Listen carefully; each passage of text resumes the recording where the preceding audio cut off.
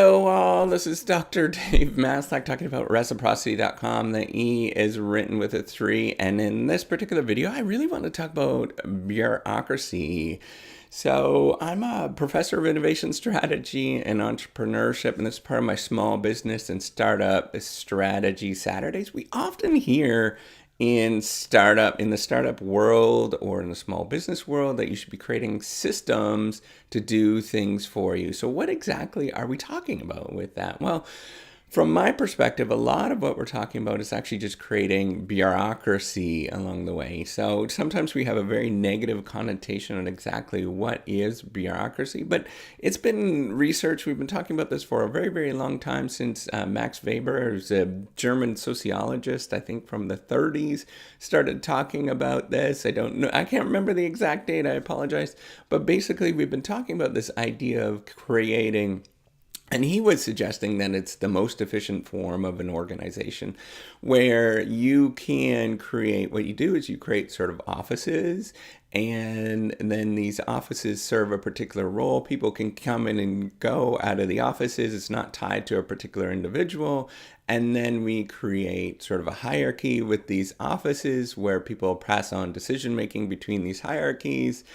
And finally, we create rules and procedures along the way such that anybody can fill out these particular roles. It doesn't necessarily matter who these individuals are, and the things get done.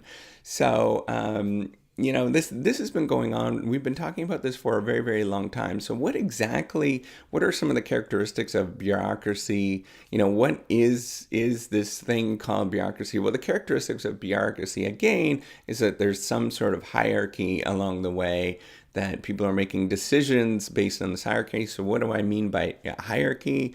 Well, you have a lower level decision maker doing a particular task and making decisions. If they come across an exception that they can't necessarily deal with, then they pass it to somebody above them. And if they come across an exception that they can't deal with, then they pass it along to the next person on top of them. So you can see that there's a hierarchy of decision making that happens within the organizational structure. So what you can do, you notice I was pointing out these exceptions, or when there's a sort of problem that that particular individual decision maker can't deal with, the sort of office holder can't deal with, and you can either pass along to the next person on top of them. And when you pass along to the next person on top of them in the decision-making structure, what they should be doing, if they get enough exceptions, enough sort of problems that are sort of similar, what you should be creating some sort of rule or procedure and writing that down and making a formal codified procedure to address that particular thing, so you don't necessarily deal with that again. So that's the sort of system, as you can imagine, that they're building, and the bureaucracy that they're building. So bureaucracy normally has a negative connotation, but often what we're referring to when we're thinking about it from a business perspective, bureaucracy is actually sometimes a good thing. However, that there is some problems with understanding what bureaucracy is and creating these particular systems, for example. And we've known this since about the 60s or so. So whenever the environment changes, whenever you're dealing in the startup world and something changes, then the systems that you had in play, they're not going to fit very well, and it's going to throw up a lot more exceptions along the way. You're going to get what is called more mismatch with the environment. And so often what you need in a sort of startup or small business is actually less bureaucracy and less sort of procedures at play. Because you need to be constantly changing until you sort of figure out what exactly the environment is. And what you do as a decision maker within a small business or startup, and one of my good friends, Martin Schulz, who's an organizational theorist at University of British Columbia, great guy, super interesting. He has a nice little paper on what do sort of decision makers do, or what organizations do when the environment is changing.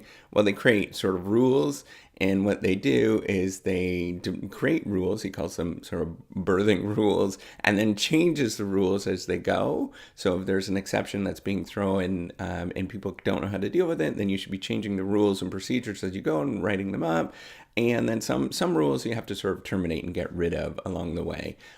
Sometimes they just don't make sense. And that's probably not going to happen early on in a business, but it's going to happen as you start growing it and it sort of doesn't fit the environment. So maybe it's a hiring rule, for example. You only hire X people or this kind of person that you're looking for.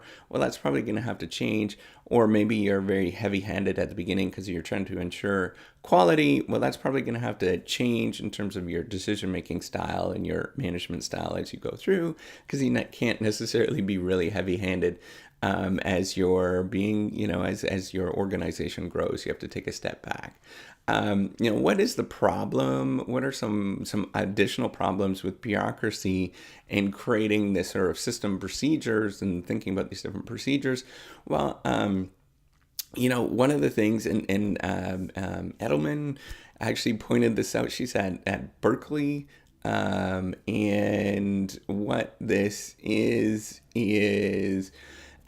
often when you create rules and procedures, they are endogenous to the person that's actually creating them. So meaning that the person that's creating them is actually trying to favor those particular rules and procedures to favor their particular outcome. So as you get bigger and the organization grows bigger, where it's not just you that's doing the particular thing, and you get hundreds of people that are building and developing the organization, well, there's going to be some people that are going to try to favor the rules to favor them, compared to and that's not necessarily a good thing, right? You get lots of politics and things like that. And, as the organization grows, the sort of politicking is going to become more bigger, and you don't want those necessarily embedded within the rules and procedures of the organization. You really want to look out for that as you grow and you develop. So sometimes you don't want those sort of fixed rules and procedures because they can be harmful in the long run. They can create sort of problems, and you have to sort of think about, in general, when you're creating sort of rules and procedures and things like that, and there's substantial benefit to them.